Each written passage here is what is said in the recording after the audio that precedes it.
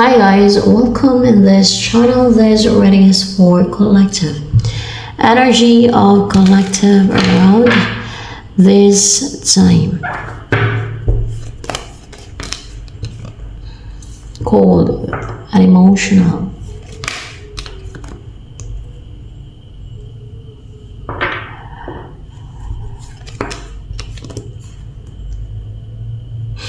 Meron kang mga pinahinayangan, may manawala sa'yo na pinahinayangan mo. And you are connected sa twin flame mo, or maganang loob mo sa twin flame mo, or someone na mayroon kayong soul connection, maganang loob mo sa kanya.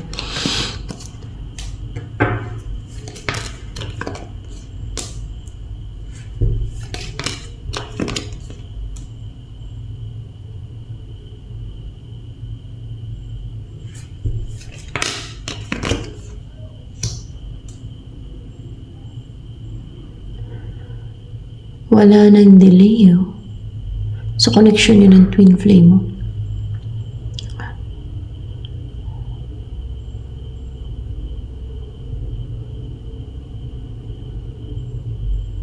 Ano yung pinahinayangan mo?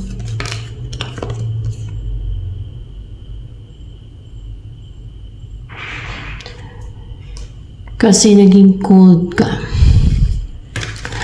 Naging unemotional. Naging strict.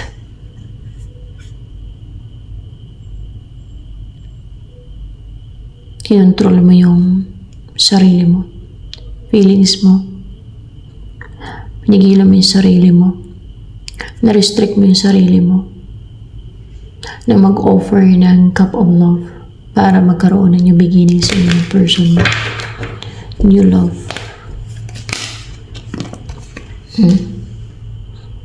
Pinigilan mo yung sarili mo para magkaroon ng union, divine union sa inner person mo. Throw it in my soul. And then nag-take ka ng action, or naging determined ka na mag-take na action sa fake empress na hindi mo naman gusto mapangasawa yung fake empress niyan, or hindi siya yung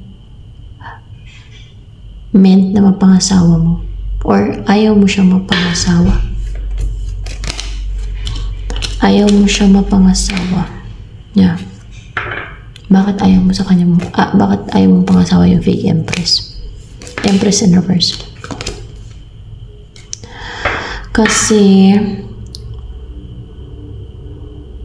stagnant yung connection nyo. Ano pong reason? Kasi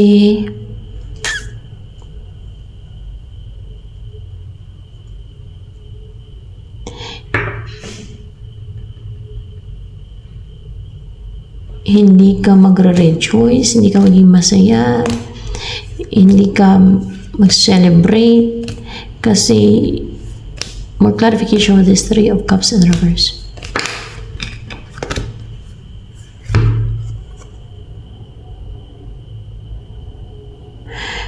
Kasi ayaw mo makipag-reunite dyan.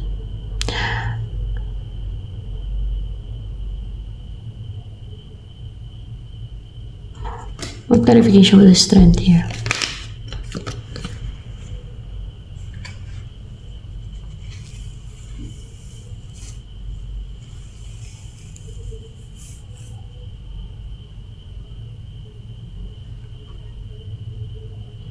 Kasi hindi na nagtatagumpay itong Empress in reverse na to sa pang-aatake niya. Alam mo kasi inatake ka lang niya ng strong attack, strong spells. Ngayon hindi na kasi hindi na nakapang-atake, or hindi na tumatalab. Hindi na tumatalab yung kanyang strong spells. Malab spells siguro yan. Meron siya sinesend sa'yo na siguro sa isip niya yan, or siya lang nakakaalam habang mag-isa siya yung ginagawa niya. Ba't ayaw mo kay Empress in reverse na yan? Defensive? Or ano pa? Meron siya sinisend eh. Ano sinisend niya? Pwedeng message. Para hindi ka makapag-take ng action. Hindi ka makapag-umpisa na mag-take ng action. Para hindi ka na mag-antay. Para hindi ka maging masaya. Hindi ka mag-succeed. Para maging cold ka. Kasi Empress in reverse. Nagkukunwari siya nun. Ay. Para hindi ka mag-effort, hindi magtuloy-tuloy yung ginagawa mo, pag-effort or hard work. Para maging submissive ka, pwedeng sa kanya, or para hindi mo ipaglaban yung goal mo, para hindi ka matuloy sa kung ano man yung mga plano mo, yung goal mo, para dominahin ka niya, kontrolin ka niya, pigilan ka niya, mga ganun. Minatakan yung isipan mo, minamanipulate ka niya, para makarecover ka, para malasin ka, para makarecover ka sa yung kalungkutan and contentment sa buhay mo. Dahil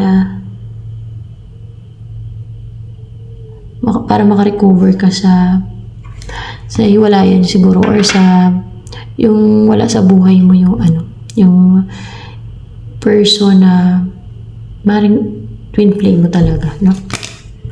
May ginagawa siyang deceit. And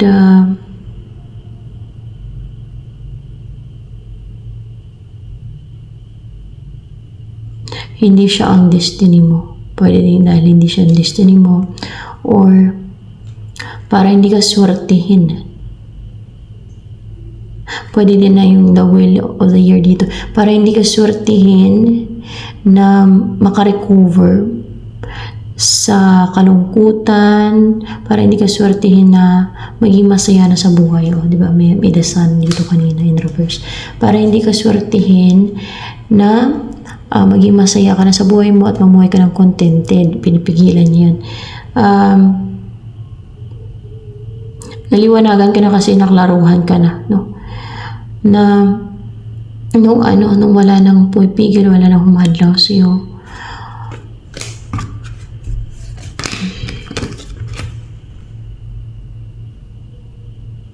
Na gustong magkaroon ng balance or mapangasawa ang pwedeng twin flame mo, or yung person talaga na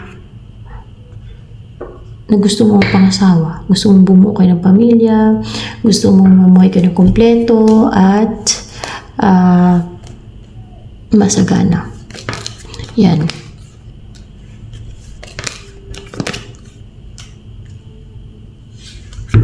Na ayaw mo palang mag-take na action talaga dun sa fake empress na yan. Gusto mo lumayo, tumalikod dyan sa fake empress na yan. Inatake niya lang yung isip mo. Ganon. Na mga dark spells o ano mga witchcraft.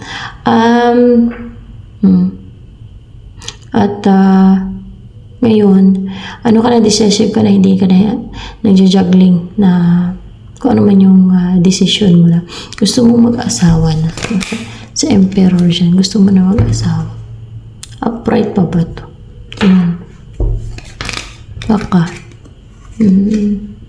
King of Pentacles and Queen of Wands.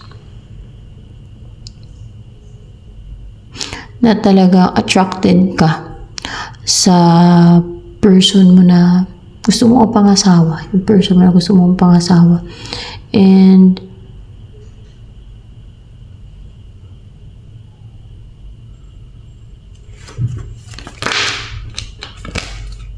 gusto magkaroon ng new beginning sa inyo.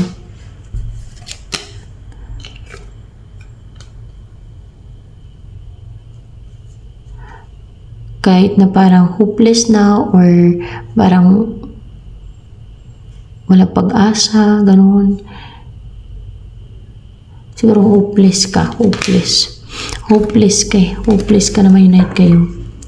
Dahil siguro sa mga nangyari, no? Dahil sa mga deceit. The High Priest.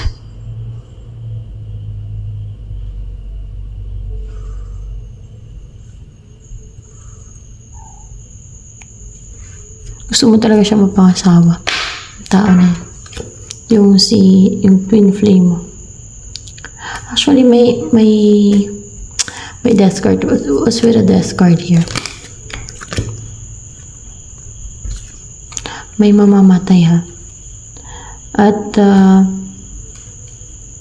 may mamamatay. This is death. Death.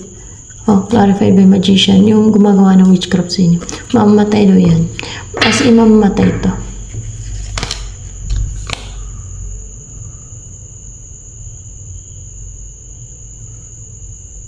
Hindi yan. Hindi yan ang mamamatay. May mamamatay. Sino ba mamamatay dyan? Yung fake empress ba mamamatay? Oo daw. Yung fake empress mamamatay yan. Dahil panahon na para parusahan siya ng God. Yan ang may ginawa kasi itong katraiduran, nagsisend siya ng mga spells, mga ganon. Basta ganon ang mga ginawa niya. Mamatay daw yan based sa clarification. At mayroong, dito sana ba yun? Ace of Pentacles kanina. So, yun ay clarification na naman. So, mamamatay daw yan. Yung fake empress na yan. Gusto mo din mamatay yan? Bakit?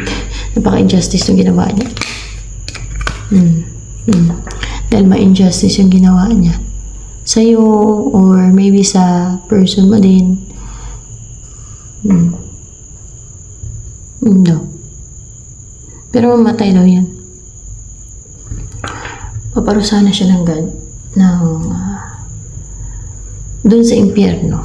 Pagka ganyan, panahon na para parusahan na siya sa impyerno. Ba't ko nasabi yun? Alangan masave yan. Ganyan ang pinagagawa niya. Buti kung nagbago man lang sana no, na maagap no. Bakit matagal na niyang ginagawa yan? Matagal na daw niyang ginagawa yan. Hindi siya nagbago. But, anong ginawa niya? May ginawa ba siya na benta siya o nagsanla ng kaluluwa? Meron siyang ginawa, pasanla or benta pati ng kaluluwa. Kaya, yun talaga, sureball talaga yun, may impyerno yung mga ganun. Tsaka yung matagal na daw ginagawa niya, hindi man lang nagbago ng maagap, di ba? Dahil sa greediness niya, dahil sa inggit, ewan ko. Kaya, yan. Paparusahan na siya ng God sa lake of fire na may sulfur. Yeah. Clarified by Page of Swords.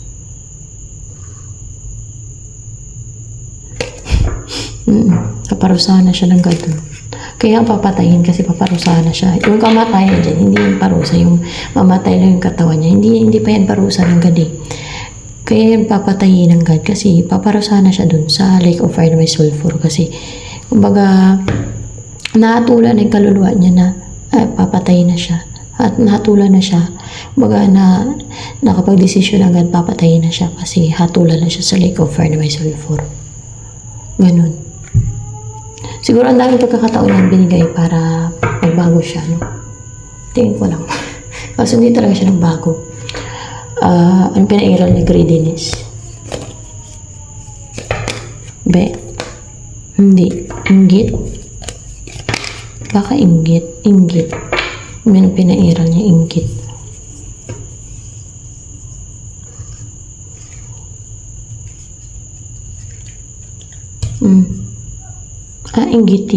Inggitiro, mga ganun. Yan.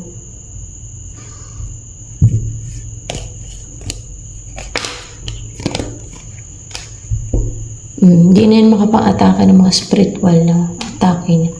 Kasi mamamatay siya. Paano pa makapang-atake? Ipaparusahan na nga yan ng God.